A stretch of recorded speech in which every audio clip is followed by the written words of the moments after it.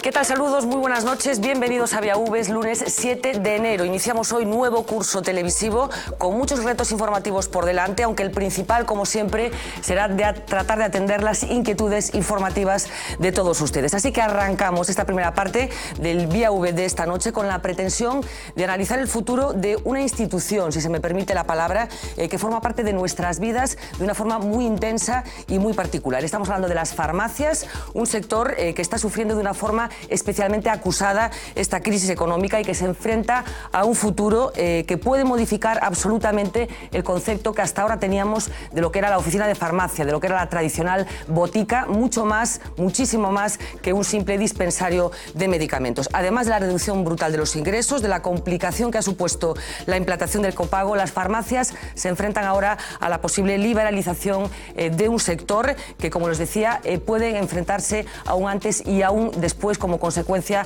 de las modificaciones legislativas que están en la mente de los actuales gobernantes de España. Un sector que en Galicia tiene un papel fundamental, teniendo en cuenta que estamos hablando de una población especialmente envejecida y de una población especialmente dispersa. Así que vamos a tratar de aclarar qué momentos están viviendo las farmacias, como decía, un sector con un papel muy fundamental en la sociedad. Nos acompañan esta noche Héctor Castro, secretario del Colegio de Farmacéuticos de A Coruña. Muy buenas noches. Buenas noches.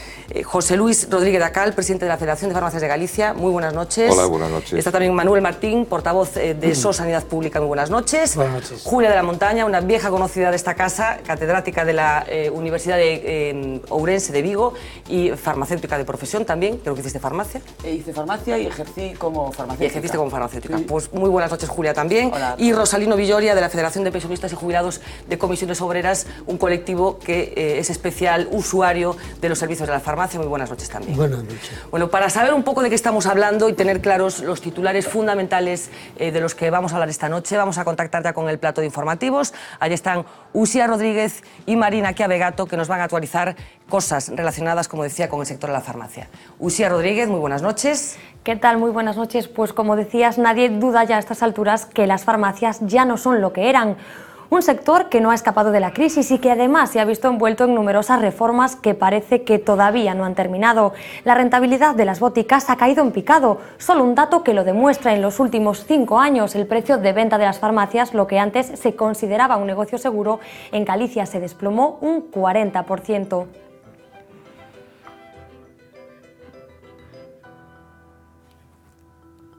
Y es que a la bajada del consumo propia de una época de crisis se suma en este sector la extensión de los fármacos genéricos, el copago, la desfinanciación de algunos medicamentos y la constante bajada de los precios de referencia. Todo esto ha hecho que la factura farmacéutica se desplome tras años de continuos incrementos.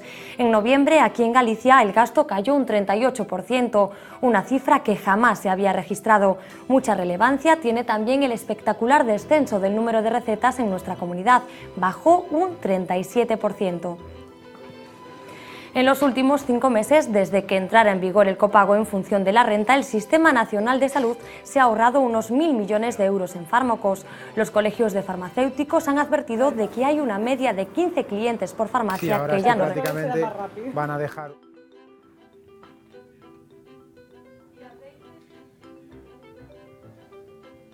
Pero como decíais, el último golpe a este sector llega desde el Ministerio de Economía. Si sus intenciones prosperan, el de las farmacias se convertiría en un sector liberalizado. Cualquier persona o empresa podría abrir una de esas farmacias, de modo que este panorama cambiaría de forma radical. Actualmente hay una media de una farmacia por cada 2.000 habitantes. Los farmacéuticos dicen que estos nuevos planes del gobierno, el servicio se concentraría en macroboticas lejos de miles de ciudadanos. Auguran el cierre de 3 de cada 4 oficinas, algo que aquí en Galicia tendría un fuerte efecto debido a la dispersión poblacional. Una idea que también enfrenta a Luis de Guindos con Ana Mato, y es que el Ministerio de Sanidad defiende el actual modelo. Este es un vistazo general a los problemas que rodean un modelo que parece que está abocado al cambio. Como siempre, las redes sociales y vuestra participación son una parte primordial en este programa. Pendiente de todas las opiniones está, como siempre, también Marina Chiavegato. Buenas noches. Hola, Uxía, muy buenas noches. Pues sí, estamos como siempre pendientes de la red, pero también de los hashtags. Y por cierto, hoy hemos sabido que hashtag ha sido la palabra más popular desde el 2012. Y si me toca a mí, yo intentaré contribuir para que sea también la del 2013, porque como siempre propongo un hashtag ahora para esta parte del programa dedicada a las farmacias. Si queréis opinar, podéis escribir en Twitter @farmaciasviav. Esa opinión aparecerá en vuestras pantallas durante la tertulia. Eso si queréis opinar en Twitter, pero ya sabéis que también tenemos cuenta de Facebook y que también podéis enviar un email a viav@vtelevisión.es. Y como vuestra opinión es tan importante para nosotros, hoy también hemos decidido abrir las puertas de La Voz de Galicia, de lavoz.es, para todos vosotros. Hemos colgado una encuesta. La pregunta es la siguiente: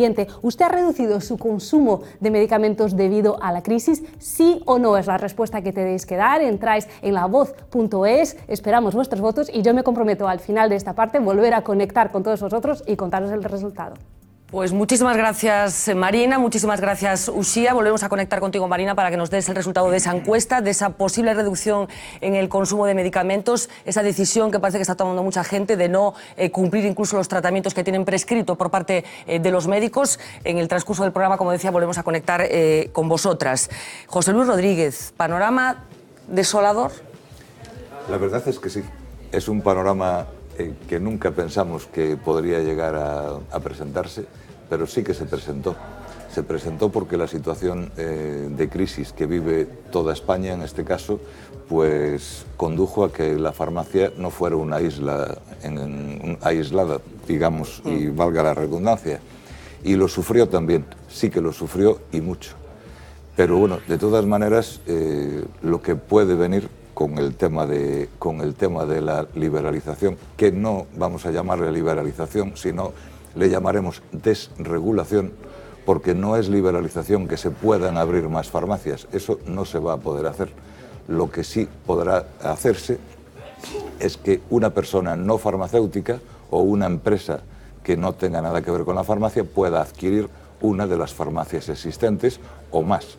Entonces, si se da esa circunstancia, se reunirían pues, cadenas de farmacias, y esas cadenas de farmacias pues, acabarían ahogando las farmacias que no entrasen en esas cadenas, con lo cual toda la gente que estuviese en zonas no urbanas, vamos a llamarlo así, de poca población, poca población, pues serían los que sufrirían de manera más intensa la carencia o la ausencia prácticamente total de oficinas de farmacia, puesto que la mayoría de las oficinas de farmacia acabarían arruinándose como cualquier pequeño establecimiento comercial y terminarían cerrando.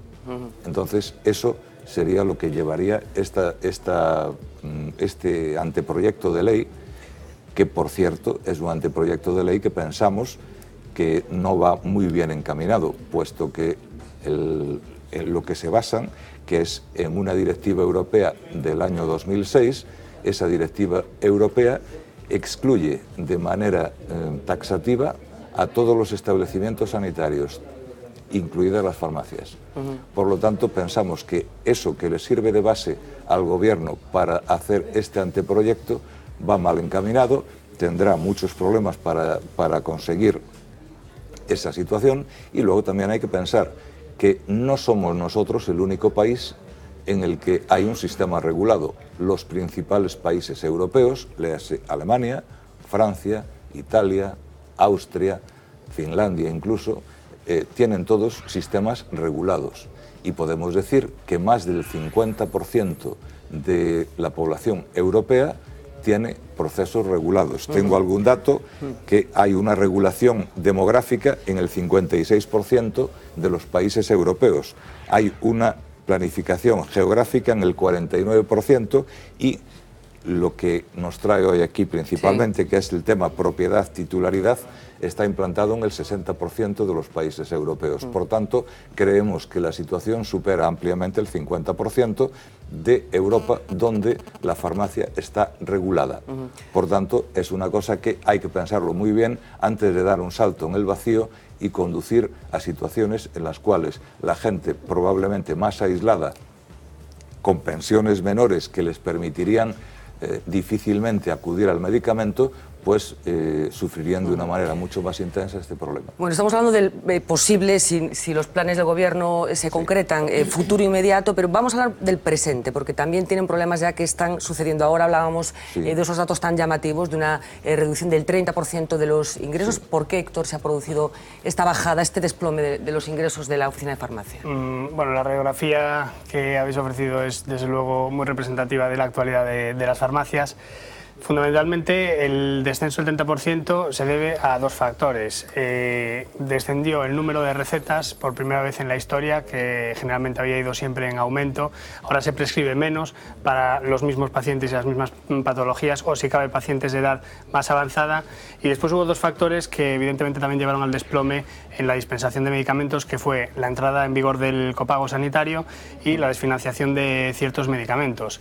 Estos dos aspectos son muy importantes tratarlos, porque lo que se buscaba con el copago era de alguna manera una medida disuasoria, pero claro, una disuasión que, según cómo se mire, puede repercutir negativamente en el medio plazo. Que disuadir a alguien de que utilice los medicamentos que necesita, pues puede tener unos resultados en salud que pueden ser más caro a largo plazo que el ahorro que supone. A corto plazo siempre es un ahorro, y el copago, por supuesto, era una medida en un momento de crisis económica, una medida a lo mejor necesaria por la sostenibilidad. Desde las farmacias siempre se intentó evitar que entrase el usuario a aportar más de lo que ya aportaba al sistema, los pacientes activos. Incluso las farmacias, antes de entrada en vigor del copago, ya aportábamos más que la aportación del propio usuario. Ahora, con la entrada de los pensionistas, evidentemente esto ha cambiado.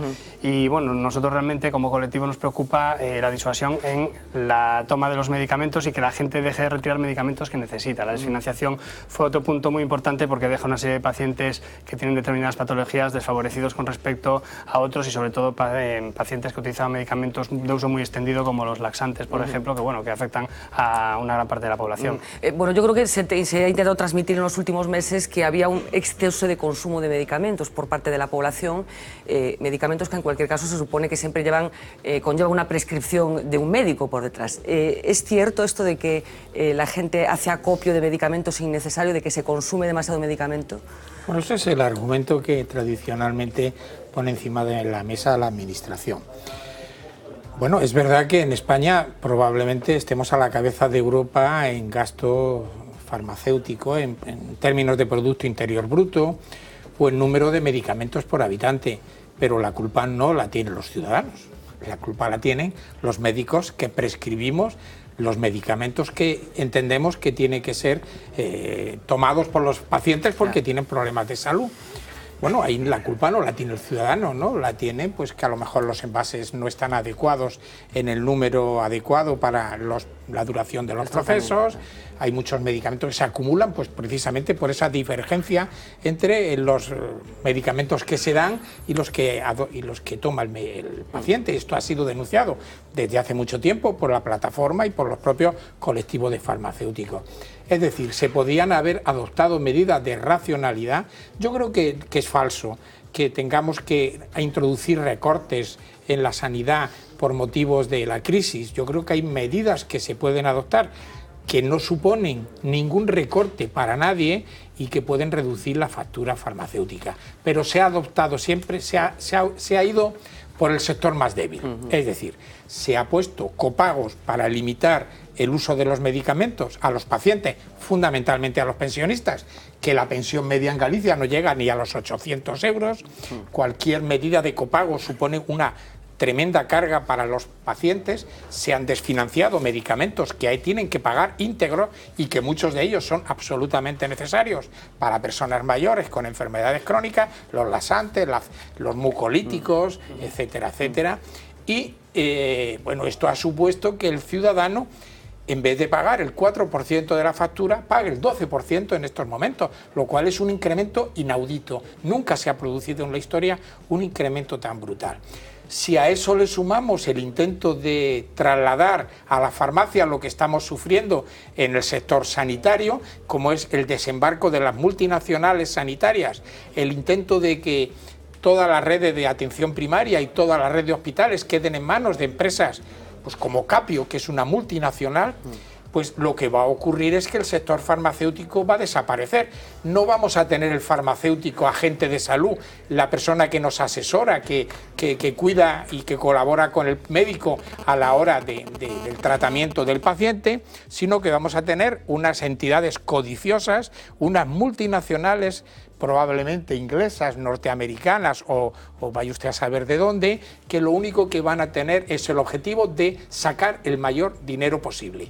Eso va a repercutir en el ciudadano, va a perder nuevamente un agente de salud que velaba por su atención, como es el farmacéutico, y vamos a tener un afán de codicia en la que solamente la ganancia va a tener que ver con el uso de los medicamentos. Y cuidado, eso, como antes se decía, todos sabemos que los ambientes rurales, los ambientes alejados de las grandes urbes, son donde menos dinero hay, donde menos capacidad económica y de negocio va a haber. Eso supone que probablemente miles y miles de gallegos y de gallegas pues van a encontrarse con que si se ponen enfermos por la noche no van a poder acudir a recibir un medicamento determinado, porque a lo mejor le han privatizado el centro de salud y ya está fuera del lugar, y porque no hay ningún farmacéutico. Si le quitamos la farmacia, si le quitamos la caja de ahorros, que parece que también lo van a quitar, y si quitamos a los médicos, ¿qué va a hacer la gente en el rural? Se va a tener porque los colegios ya no están, hace tiempo que se quitaron. Efectivamente. Yo creo que es una medida que afecta de una manera muy intensa a la ciudadanía gallega y que tenemos que poner todos los medios, tendremos que aliarnos.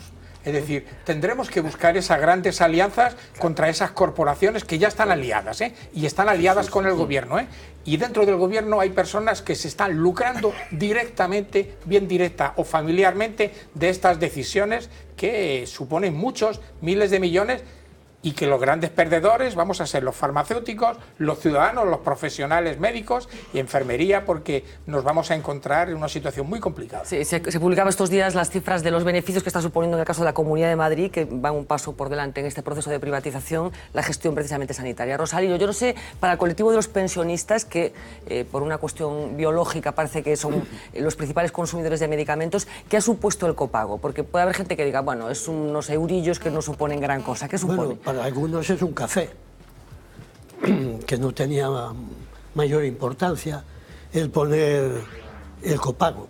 Claro, quien eso habla, el problema de él no es que tiene una pensión de 674 euros, que es el 90% de los gallegos.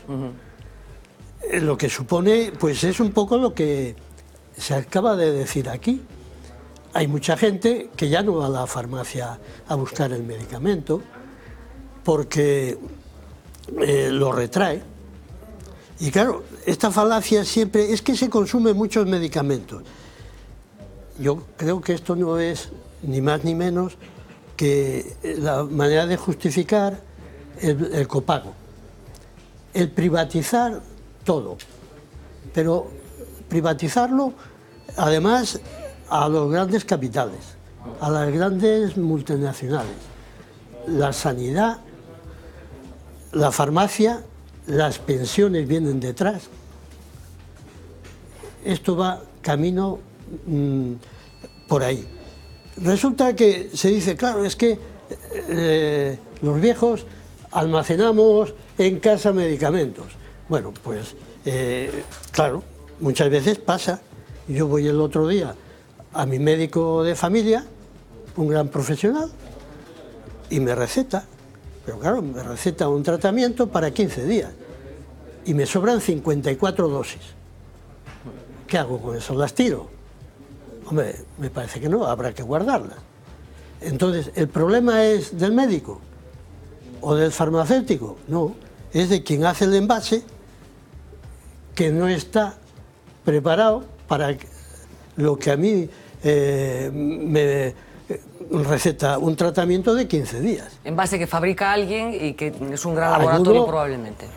O ocurren dos cosas, o le resulta tan barato hacer uno de 54 como uno ajustado a los 15 días, porque gana un montón de dinero y le cuesta igual, o si no, nos están robando. Julia, yo no sé qué perspectiva tienes tú de cuál es el futuro que parece que se está construyendo en torno a este sector.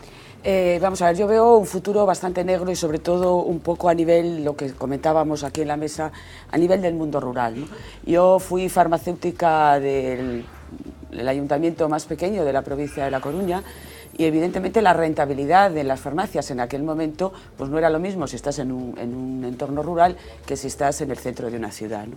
Pero es que la farmacia no se puede considerar como simplemente un dispensador de un producto y en este caso de un medicamento, ¿no? Yo creo que la farmacia es un servicio sanitario y yo en mi caso en concreto, cuando el médico, el practicante y la comadrona que teníamos allí pues se iban porque habían cubierto sus horas, el único personal sanitario que me quedaba era yo allí durante todo el día, ¿no?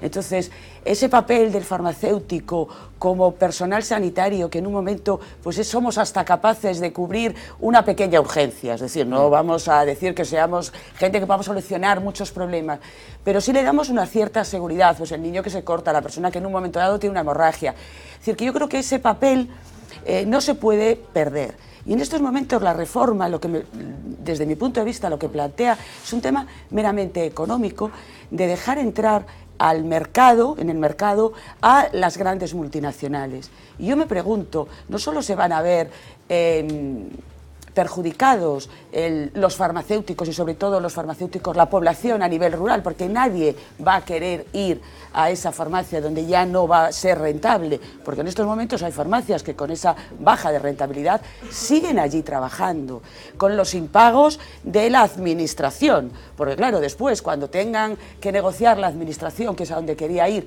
ahora negocia con los colegios farmacéuticos y con los farmacéuticos, pero después va a tener que negociar con las grandes cadenas, que además en muchos casos pueden ser las que fabrican, las que los vendan y las que los distribuyan.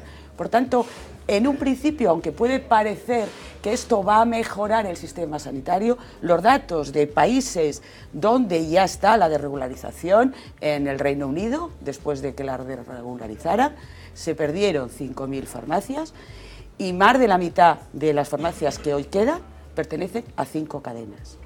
Por tanto, se está viendo que donde no hay un control de la geografía y del número de habitantes, lo que está pasando es la concentración de las farmacias en los núcleos donde son rentables. Claro, habla Julia de la presencia de multinacionales en países como Gran Bretaña, en los que se acometió esa liberalización, que es un modelo, por insistir, completamente distinto al de aquí, en el que la propiedad de la farmacia es individual y va separada.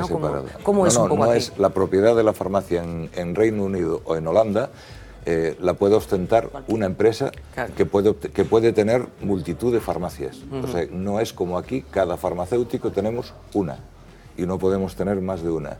En Holanda y el Reino Unido, cada cadena pues tendrá las que pueda sostener o las que sea capaz de administrar.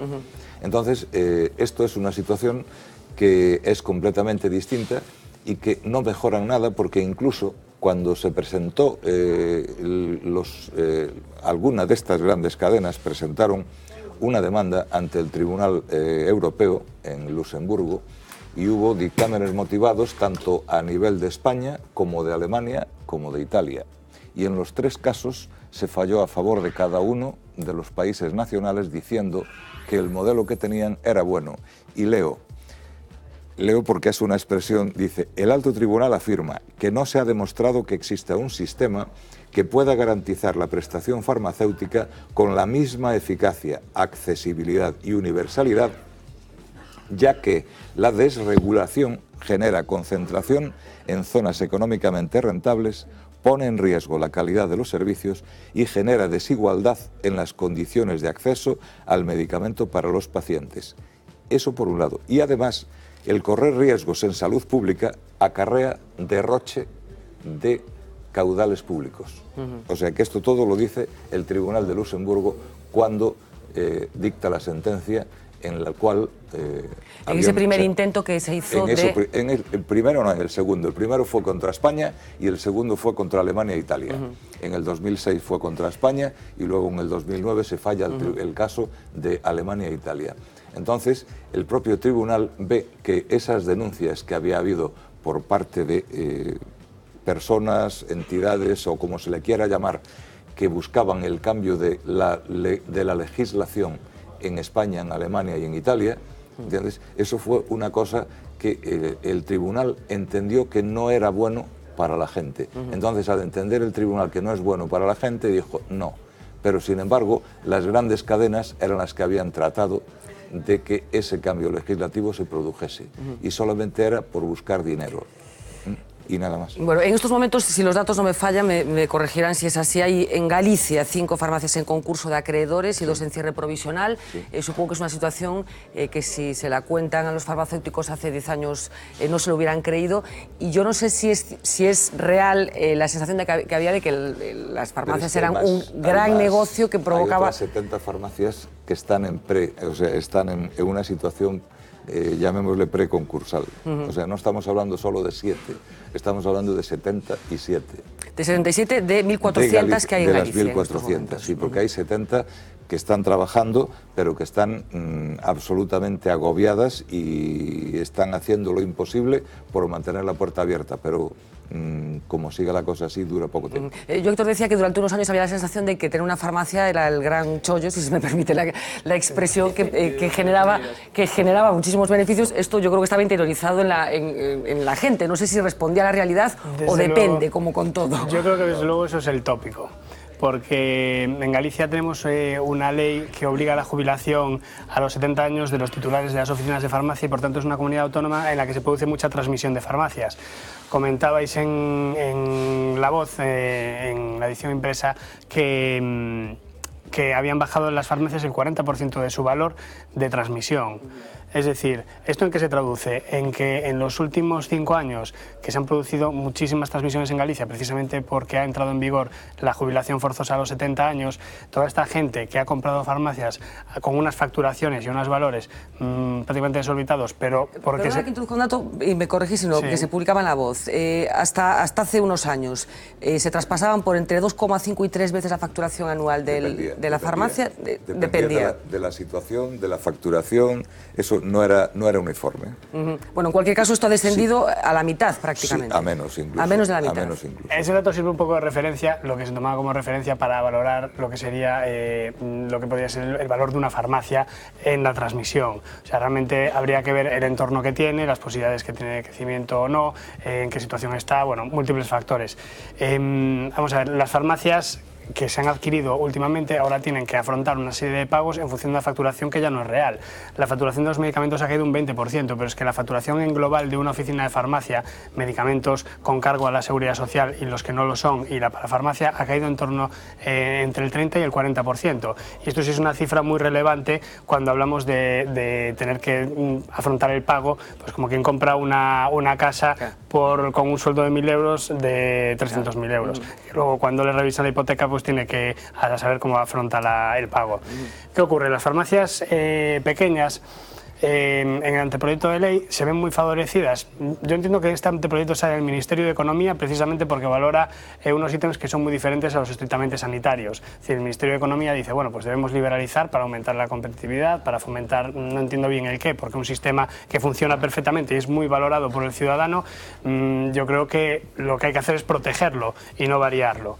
Entonces, en esta situación, el Ministerio de Sanidad ya había reconocido precisamente las farmacias como esa de la que hablabas, en el pueblo más pequeño de la provincia de La Coruña, en el municipio, había incluso articulado una serie de ayudas a las farmacias de viabilidad económica comprometida. Es decir, hay farmacias muy pequeñas que están en el límite de la rentabilidad o por debajo del límite, que sobreviven o bien a base de ayudas o viven muy al día. Entonces, ¿qué ocurre con todas esas farmacias? Dada la población que tenemos en Galicia, la dispersión poblacional brutal que hay, la propia casuística de la población gallega, que son polimedicados, que tienen dificultades en el desplazamiento porque las infraestructuras que tenemos son buenas, pero no son las mejores. Hay muchos pueblos que todavía en la montaña de Lugo se quedan aislados.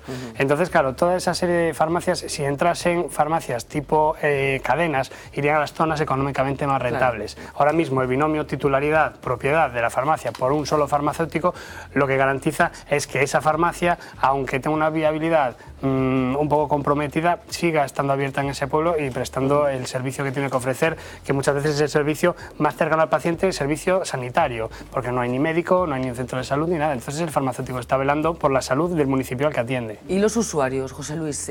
¿Qué mensaje están transmitiendo desde que empezó toda esta historia? Bueno, en ese papel que jugáis, no de farmacéuticos estrictamente, una entrevista que te hacía nuestro compañero Nacho Miras, hablabais casi de confesores, ¿no? Que ejercéis un papel muy particular. ¿No? Hace 2 semanas, precisamente, un compañero tuyo, estuvimos charlando y el resumen de la entrevista fue ese. Resolvemos no solo los problemas del medicamento, sino problemas que la gente, con la confianza que tiene en nosotros, es a donde primero va. Pero es que yo tengo cubierto impresos para pedir una pensión. Tengo o sea, me vienen a preguntar cuando no había problemas, o sea, cuando no había veterinario, cuando no había qué hago con el cerdo, o qué hago con el asno, o qué hago con la vaca. Todo eso, todas esas cosas, el primer sitio donde van es a la farmacia. Pero después, cuando tienen un problema familiar, cuando tienen cualquier tipo de consulta privada, llegan y te dicen, ¿puedo hablar con usted? Y entonces ya sabes que te vienen con un problema. Esa es la clave de que hay alguna cosa que... un problema. Entonces los pasas para adentro, te sientas y hablan contigo pues como un psicólogo, como un confesor, o sea, que no es solo la labor del medicamento, es también hacemos una labor que es casi pues eso, un psicólogo. Yo, o lo que haría pues el antiguo confesor del cura cuando se iban a confesar en sus tiempos. Pues toda esa labor también la hacemos. Y es una labor que yo la verdad es que hasta ahora no la perdí. Yo tengo que reconocer que mi farmacia sigue existiendo y se sigue practicando casi todos los días, porque es el primer sitio donde a la gente se le ocurre pedir un consejo para algo. ¿Y la burocracia? ¿Se os ha complicado mucho pues el copago, por ejemplo, en la gestión diaria de vuestro trabajo? Nosotros tenemos la suerte en Galicia de que funcionamos con un sistema de receta electrónica que soportan todas las oficinas de farmacia, la estructura, que yo creo que es envidiable. Hay 2 cosas muy importantes con respecto a la receta electrónica a nivel tanto del copago como la acumulación en los botiquines caseros. El propio sistema de receta electrónica ya impedía antes del copago, por eso a veces hay medidas que no entiendo bien. Bueno, una medida que viene evidentemente a nivel central no valora lo que tenemos aquí a nivel autonómico. Nosotros, gracias a la receta electrónica, ya era imposible acumular muchos medicamentos porque el propio sistema te limita el número de envases que se pueden dispensar. Es decir, si cabe el error de que un médico, pues en un colirio, por ejemplo, que tiene que pautar la posología en gotas, pues que en vez de una gota al día, pues se saca en el sistema una gota al minuto, no sé, verdaderamente es complicado, no es poner un comprimido, sino en gotas es muy difícil. Entonces a lo mejor aparecía que un colirio, pues tenías que dispensar en la farmacia 10 envases. Esto al principio, cuando fuimos puliendo el sistema de receta electrónica, te chocaba, en la farmacia dispensabas los que necesitaba el paciente. Pero claro, ahora el propio sistema ya limita esto. Entonces la acumulación en los botiquines realmente no es posible. Y después hay otro punto muy importante al respecto del copago, que es que los colegios de farmacéuticos hemos trabajado mucho con la administración en que a la hora de realizar el copago, el propio sistema deje de cobrar al usuario en el momento que llega a su tope. El copago sanitario, en función de la renta, fija unos topes para los pensionistas de 8, 18 o 60 euros. Entonces, ¿qué ocurre? Cuando un paciente va a la farmacia y retira un medicamento, este medicamento va sumando en su saldo, déjeme decir del saldo, va sumando en su saldo hasta que llega a su tope. Y a partir de ese tope ya no se le cobra más en la oficina de farmacia. Entonces, digamos que el copago aquí se ha racionalizado muy bien. Hay otras comunidades autónomas que realmente aún ahora andan, y creo que es el caso de Madrid, por ejemplo, que tiene que volver, creo que eran 2,4 millones de euros al los usuarios, pacientes que les ha cobrado de más antes. Sí. Entonces, bueno, nosotros en ese sentido sí que gozamos de este sistema que realmente yo creo que esa función la cumple muy bien. Entonces, claro, al hablar de botiquines y al hablar del copago, es una pena que muchas veces no utilicemos las propias herramientas que podemos las farmacias a disposición de la administración y de los usuarios. Bueno, enseguida nos va a contar Marina el resultado de esa encuesta que planteábamos. Hay gente que ha dejado de utilizar medicamentos que necesitaba como consecuencia de ese copago y como consecuencia de lo que está pasando, pero desde el punto de vista médico, ¿qué consecuencias puede tener que no se cumplan los tratamientos prescritos por problemas económicos? Bueno, pues como es de suponer, empeoramiento del pronóstico de las enfermedades y mayor gasto, porque a lo mejor habrá que hospitalizar por una enfermedad que podía ser tratada perfectamente en el caso de que el paciente tuviera acceso al medicamento. Lo que tenemos que ver, probablemente explica la situación, es que estamos cambiando de modelo. Claro. Se ha cambiado el modelo. El modelo español, que era un modelo equitativo, universal, accesible para todos, para los más necesitados, que eran los pensionistas, era gratuito, que favorecía el que toda la gente recibiera la medicación cuando más lo necesitaba. Y hemos pasado a un en el que se pagaba por impuestos, financiaba por impuestos, quien más pagaba, porque tenía más dinero, aportaba más y recibía al que lo necesitaba. Pues estamos pasando a un modelo diferente, un modelo de repago, es decir, paga uno los impuestos y además de eso tiene que pagar cada vez que usa los servicios. En ese modelo el que menos tiene es el que más dificultad tiene de acceso y normalmente es el más enfermo, es el mayor, el enfermo crónico, el que tiene pluripatología. Eso supone que los ricos de verdad, no los que estamos en esta mesa, los ricos de verdad no están pagando. La SICAV paga el 1%, en fin, alguien cercano de por aquí parece que no paga apenas impuestos y gana más dinero que 3 veces el Producto Interior Bruto de la Comunidad Autónoma de Galicia. Pero cuidado, el pago es verdad que por ahora no es muy grande, se ampliará, estamos absolutamente seguros todos, no van a tomar una medida subiendo un coste muy elevado, todo se andará. Pero hay que sumarle el coste del transporte en ambulancia no urgente para enfermos crónicos, enfermos con cáncer, enfermos con diálisis renales, el pago por las prótesis. Hoy me comentaba una persona del mundo de la ortoprotesis que en estos momentos van a tener que pagar el 100%, adelantar el 100% de las prótesis. Eso supone pagos de 5 y 6.000 euros para personas que necesitan prótesis por una pierna artificial, por una prótesis de mama, por una prótesis que necesita para caminar, por una silla de ruedas, y que se suma a ese pago por gasto farmacéutico que tiene o transporte en ambulancia, y suelen ser los mismos. También puede pagar por alimentos, es decir, en estos momentos muchas familias en Galicia estoy seguro que tienen que optar entre conseguir esa prótesis que tiene que adelantar el 100% y que Dios sabe cuándo se la devolverán, porque parece que hasta ahora pagaban 36 euros y ahora pueden pagar 4.000, 2.000, porque estamos hablando de cosas caras, además. Claro, y que tienen que adelantar, y aunque se lo devuelvan, no sabemos ni cuándo ni en qué plazo, le devolverán la mitad o el 50% o el 60% de lo que invirtió, ¿no? Todo eso se suma y supone que en estos momentos muchos ciudadanos y ciudadanas gallegas ya encuentran dificultades enormes para tomar la medicación y están rechazando la medicación o no se la están tomando, ¿no?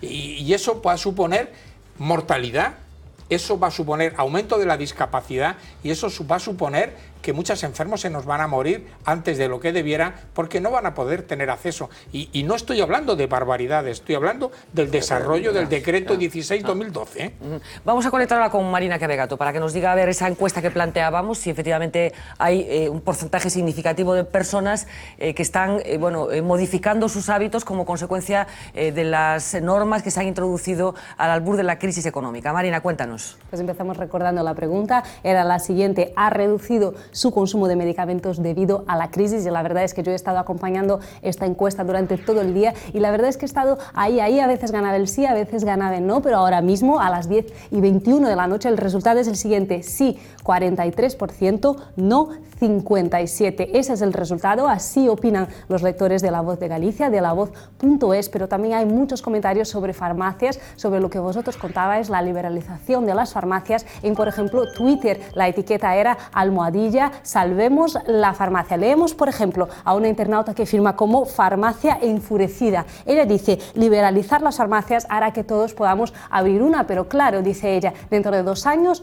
cerraremos porque seremos asfixiados por las grandes empresas. Más comentarios, el de Ima, que dice que en el resto del mundo emerge con fuerza la atención farmacéutica, mientras aquí en España las farmacias se están convirtiendo en tiendas. Y por fin una que creo yo es una estudiante de farmacia, ella firma como casi boticaria y ella dice, seré farmacéutica y haré atención farmacéutica, no me pondré unos patines y unos chalecos de pregúnteme para andar por un centro comercial.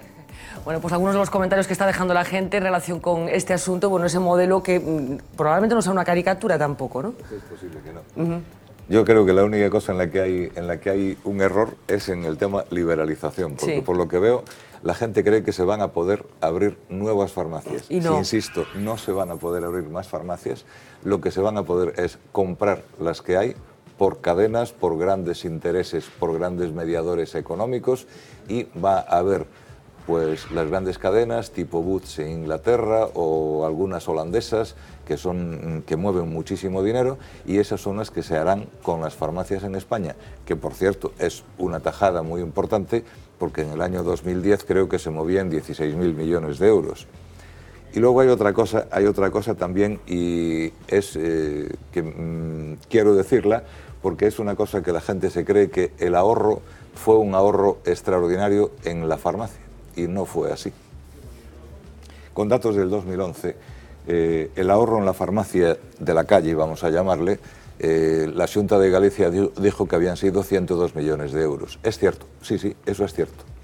Pero lo que no dijo es que se había desviado parte de los medicamentos que antes se dispensaban en las farmacias de la calle a las farmacias hospitalarias, y generalmente los medicamentos más caros. Con lo cual, en el año 2011, la factura de la farmacia hospitalaria se había encarecido en 93 millones de euros. Entonces tenemos un ahorro neto de 9 millones. Es cierto que hay ahorro, pero también hay que entender que las cosas, hay que centrarlas y hay que ponerlas en su justo sitio.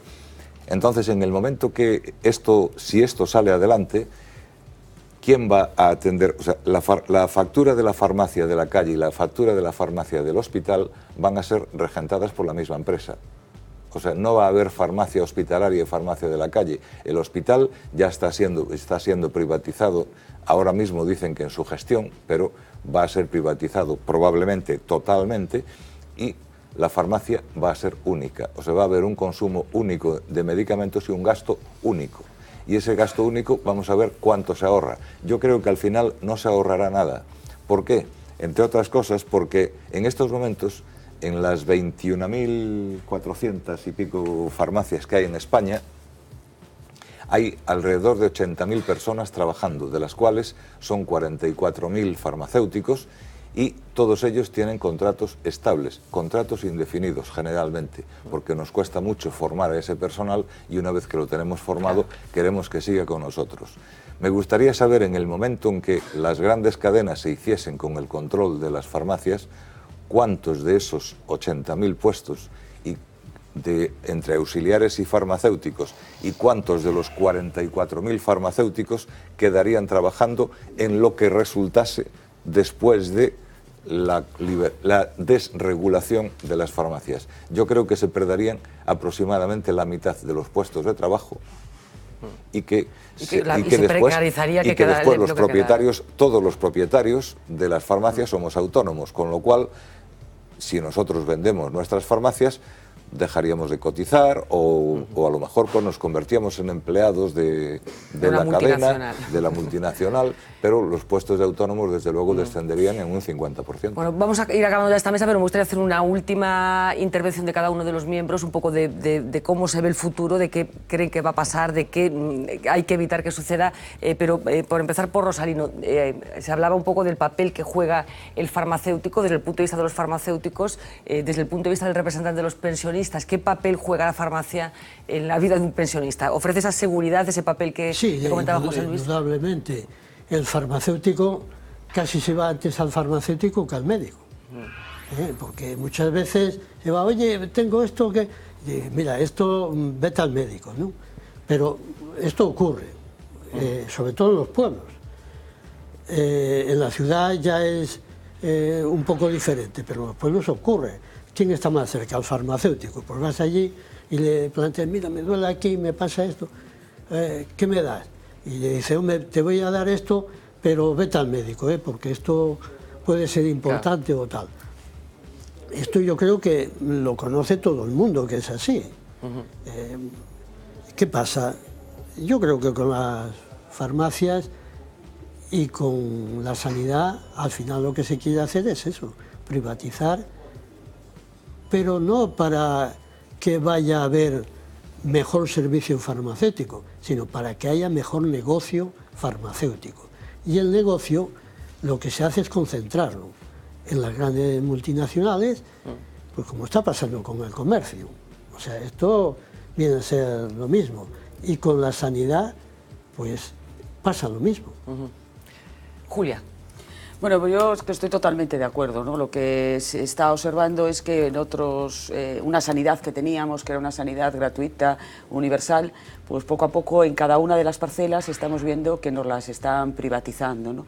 Y quizás en estos momentos pues agravar otro problema, es decir, ya tenemos la sanidad a nivel médico privatizado y ahora veremos las farmacias en manos de las multinacionales. Y yo creo que se están equivocando porque la administración va a tener que negociar después el precio de los medicamentos con esas grandes empresas, que les van a poner incluso límite. Ahora a los farmacéuticos los tiene durante 8, 9, 10 o un año sin pagar el importe de la facturación de la Seguridad Social. En cuanto esto esté en manos de 4 o 5 cadenas, la administración va a tener que negociar con estas empresas. Por tanto, a la larga se va a producir un cierre de farmacias y yo no creo que un abaratamiento. Lo que sí aseguro es que es un peor servicio para la población. Sí, bueno, ¿quién gana con esta medida? Pues evidentemente van a ganar la industria farmacéutica, que no ha perdido ni un duro, simplemente los ahorros se lo han trasladado a los pensionistas o a las personas que necesitan un medicamento no financiado, y las grandes multinacionales aliadas con farmaindustria, que probablemente van a ser las mismas y que se van a apoderar de toda esa parte tan importante como es la medicación de los pacientes. ¿Quién pierde? Pues evidentemente, aparte de los farmacéuticos, como aquí se ha dicho, pero pierde fundamentalmente las personas. Vamos a tener que pagar más por los mismos medicamentos. Vamos a tener 3 tipos de barreras. Una barrera económica, el que no pueda pagar el medicamento se va a quedar sin el medicamento y va a tener que hacer como en América, decidir si come o se toma el medicamento. La dificultad de acceso físico, porque no va a tener ya la farmacia cerca de él, sobre todo en las zonas rurales, y cuando necesite ese medicamento va a tener que hacer desplazamientos de 80, 90 kilómetros por la noche, con lo que eso supone en momentos de urgencia, y además también va a tener una dificultad de tipo profesional, ¿no? A la hora de poder acceder a un agente de salud como era el farmacéutico cercano, y va a perder una persona que, como se ha dicho aquí, colaboraba con los médicos y las enfermeras en la atención sanitaria. ¿Cuál es la alternativa que yo veo? Una gran alianza. Somos todos perdedores, tenemos los mismos enemigos, que es esta codicia y este intento multinacional de apoderarse de la sanidad pública española, que es tan buena que es una aliciente para apoderarse de ella, y por tanto nos vamos a tener que aliar, tenemos que aliarnos y movilizarnos. Aquí no vale la desesperación, y yo creo que el ejemplo de SOS Sanidad Pública, en la que convivimos muchos colectivos, pensionistas, organizaciones de usuarios, profesionales de la sanidad, habrá que ampliarla y ponernos de acuerdo, y tenemos que hacerlo porque tenemos la razón. Y ellos no tienen la razón, ellos tienen la codicia. Me comentaba Jesús, mientras estaba hablando Julia, de este punto de que el Estado y sus administraciones perderán, en el caso de que se produzca esa desregularización, el control de la gestión del medicamento en beneficio de esos oligopolios, que al final serán los que decidirán ellos serán las los que decidirán, ¿no?, las condiciones, ellos serán los que marcarán el precio, que es muy importante. Ahora mismo el precio lo está marcando el Estado, pero en el momento en que las cadenas sean lo suficientemente fuertes para decirle al Estado, siéntate aquí, el Estado se sentará, bajará las orejas, como suele decirse, y aceptará que haya subidas de precios en los medicamentos. Eso es una cosa que está pasando en los países donde hay desregularización y que tenemos que saber que aquí puede pasar. Por tanto, tampoco es el ahorro o tampoco es la competitividad la que nos dice, puesto que sabemos que a nivel europeo esta competitividad no se produce. La mayor parte de los países que son motores de Europa tienen sus farmacias, su servicio farmacéutico regulado. Y entonces aquí no vamos a descubrir la pólvora, ya está descubierta hace muchísimos años. ¿Entiendes? Entonces esto es un tema que habrá que hablarlo con más tranquilidad, habrá que alzarse, hacer que nuestra voz suene más fuerte, protestar hasta donde podamos y hasta la extenuación si es necesario y conseguir que entren en razón estos ministros que solo lo ven todo ahora en el aspecto económico, pero yo desconfío, en este caso ya digo presuntamente desconfío, que esta reforma va encaminada a favorecer a alguien que por lo menos me cabe la sospecha de que es muy próximo a alguna de las personas del poder en este momento.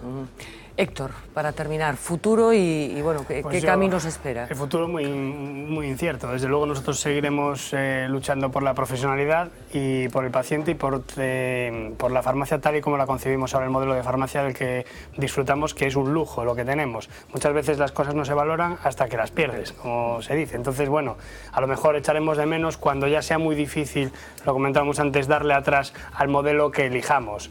Con respecto a la desregularización, yo lo veo un sinsentido. No supone un ahorro y supone un riesgo muy importante para el paciente. Entonces, la pregunta que me hago es, ¿quién gana aquí? Alguien tiene que ganar con esto, porque si no va a ahorrar nadie y vamos a poner a nuestros pacientes, a nuestros polimedicados, a nuestros pensionistas en riesgo, yo no encuentro ningún sentido. Habrá que optimizar otras partidas, pero desde luego la optimización de las partidas sanitarias siempre tienen un riesgo muy importante. Los ahorros conseguidos hasta ahora, pues los ahorros tienen que ser finalistas. O sea, el dinero que consigamos ahorrar tiene que revertir en sanidad de nuevo. Lo que no tiene ningún sentido es que ahorremos 120 millones el año pasado, 200 millones, rebajemos el 30% y al final, no lo sé, salvemos de cualquier cosa a una entidad, la que sea. O sea, estamos hablando de salud. Aquí cuando se habla de salud yo creo que hay que distinguir muy bien entre los servicios normales y los servicios sanitarios. Y un servicio sanitario es muy importante. Y para concluir, me quedo de lado con el 33% de gente que en la encuesta que comentabas antes ha dejado de retirar su medicamento. No, era más, 43. 41. Sí, bueno, 41. Yo apunté 43. Sí, dije 23, sí. pues 43. 43, sí. No retiran sus medicamentos. Leí hace poco que se ha producido este año, en 2012, el mayor aumento en los ingresos de urgencias de los últimos 10 años. Fue una noticia que salió en prensa profesional hace muy poco. Es lógico que aumenten los ingresos en urgencias porque cada vez la población es mayor. Entonces, bueno, evidentemente hay que dimensionar las estructuras para poder asumir más pacientes. Pero que haya ocurrido el aumento mayor de los últimos 10 años, eso es que algo está ocurriendo. Bueno, pues aquí vamos a estar para contar lo que vaya ocurriendo. Estaremos muy pendientes de ese anteproyecto del Gobierno, del Ministerio de Economía en particular, esa intención de desregularizar el sector de la farmacia, tan particular, tan singular en el caso de nuestro país, con una población, como decíamos, tan envejecida y tan dispersa. Muchísimas gracias por acompañarnos los 5 esta noche. Nosotros vamos a continuar con asuntos del día, entre otras cosas con esos problemas legales, judiciales, a los que se tiene que enfrentar el expresidente de la Diputación de Ourense. Será enseguida, pero antes les voy a dejar con una buena recomendación. Adevesa, panadería de Pontevedra. No se lo pierdan. Hasta ahora.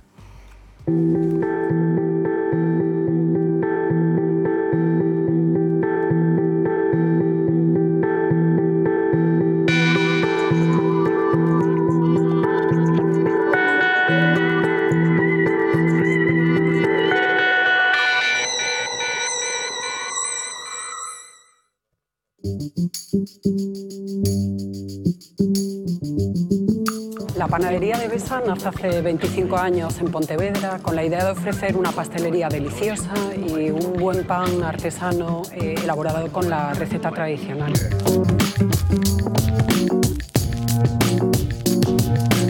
En Adevesa tratamos de trasladar nuestra experiencia como panaderos y pasteleros artesanos al gusto del cliente. Desde la barra de leña tradicional, desde el pan de leña tradicional y el bollo de toda la vida, hasta las tartas más sofisticadas, elaboradas para momentos un poco más especiales.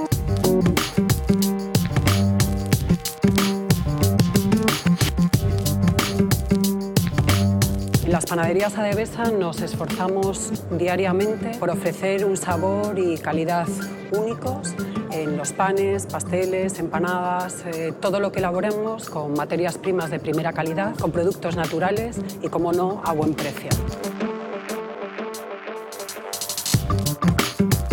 El ambiente en las tiendas de Adevesa hemos querido que sea un ambiente acogedor y agradable, donde todos nuestros clientes se sientan muy a gusto.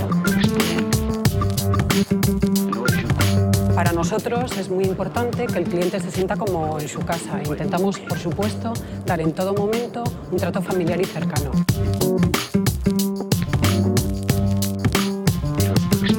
La línea de negocio de Panaderías Adevesa se basa en la elaboración de productos artesanos, de productos de panadería y pastelería artesana de modo tradicional, con materias primas de primera calidad, productos naturales y a un buen precio. A lo largo de estos años la empresa se ha ido desarrollando y actualmente tenemos en la ciudad de Pontevedra 10 tiendas. Intentamos en todo momento que el trato sea familiar y cercano porque verdaderamente la Adevesa está como en su casa.